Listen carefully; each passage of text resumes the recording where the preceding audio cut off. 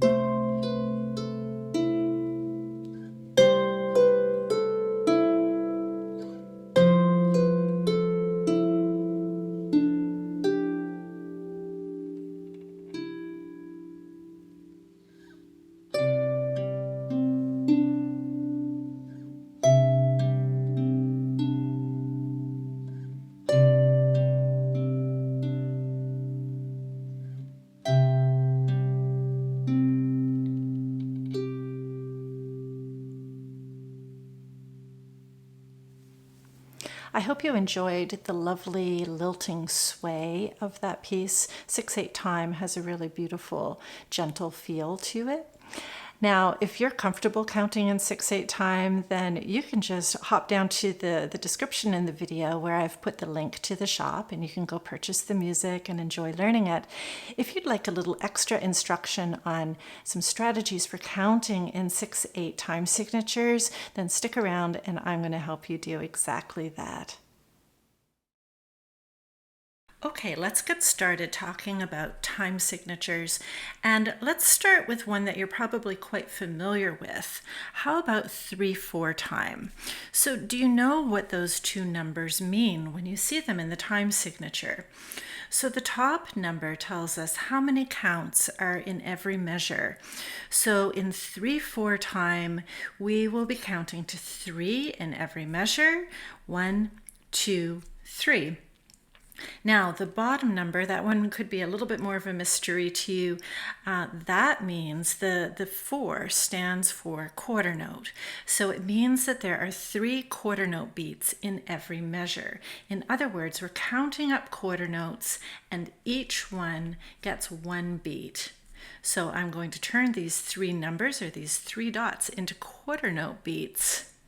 And that is what 3/4 time means. 3 quarter note beats in every measure. I'll just put this in a little box to keep it separated. Now let's apply that knowledge to the time signature of 6/8. And forget-me-not is in 6/8 time. So let's take a look. The top number is 6, so that means that we're counting to 6 in every measure. I'll draw my 6 little dots here. So you're simply going to count 1, 2, 3, 4, 5, 6 in every measure. The bottom number 8 it represents an 8th note. So that means that now the 8th note is 1 beat.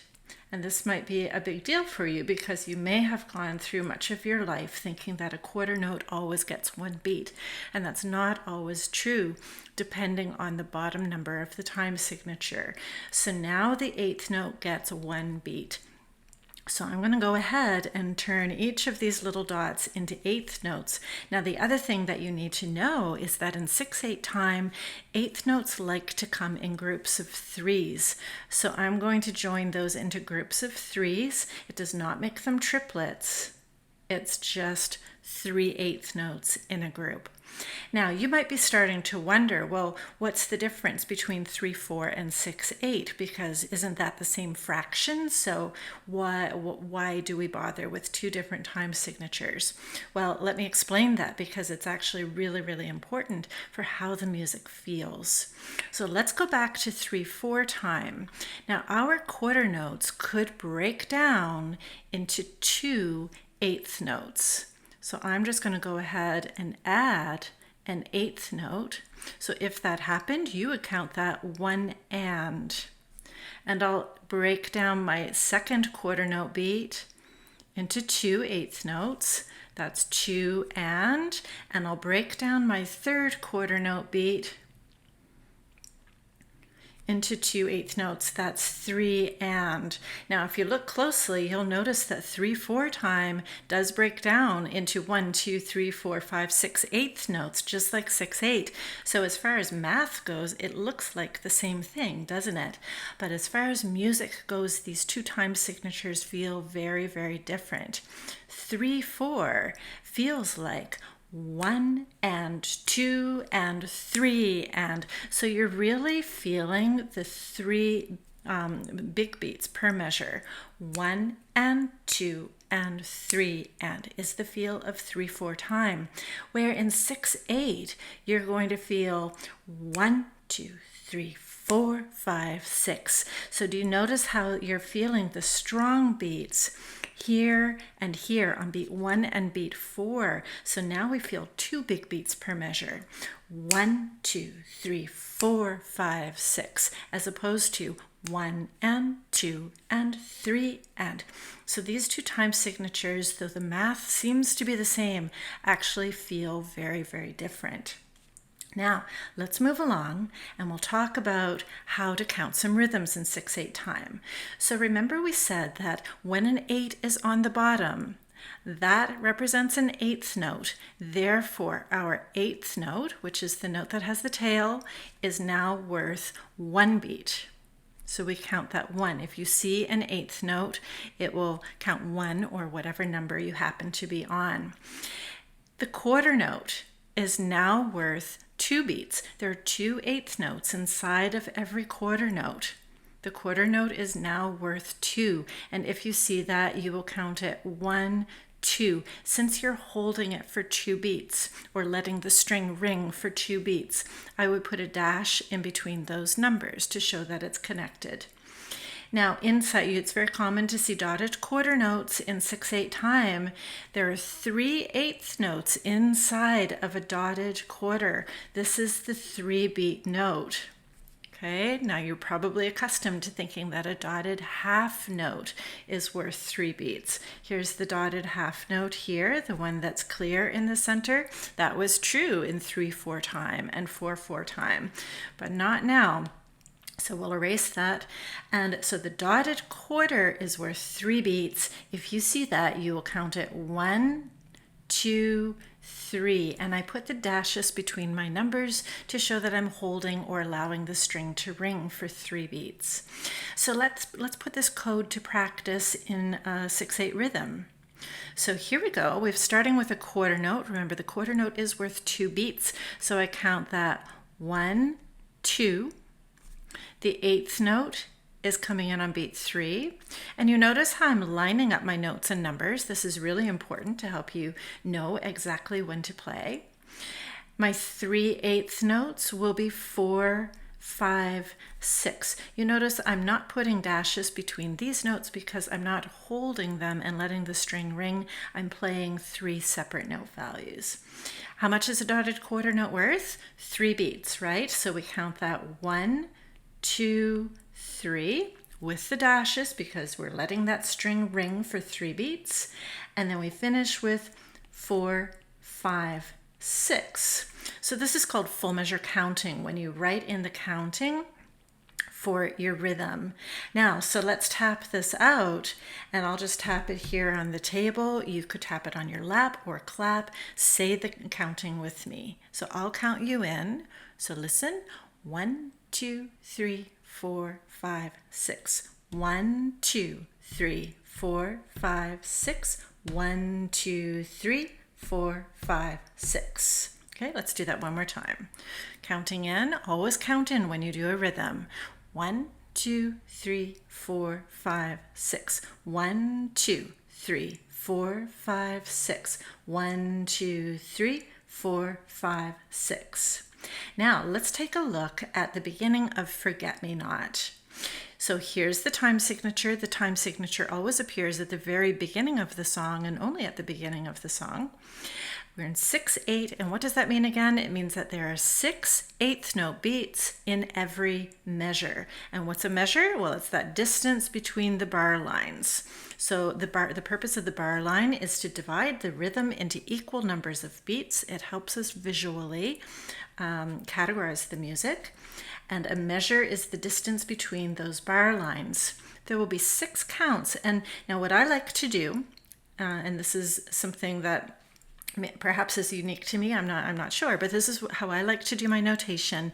You'll notice that I always put my left hand fingering below the left hand notes, the right hand fingering above the right hand notes, and I don't put any fingering numbers in the middle.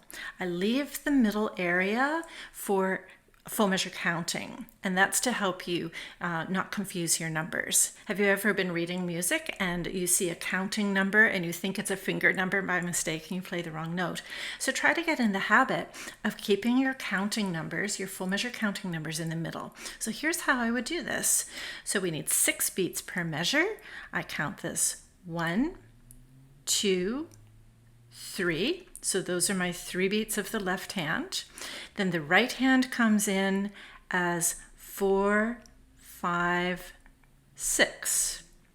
And then I continue. The left hand will play 1, 2, 3, and the right hand comes in and allows the string to ring for 4, 5, 6. Let's talk about the right hand. How many beats does a quarter note get in 6/8 time? 2 beats, right? So we count this 1, 2.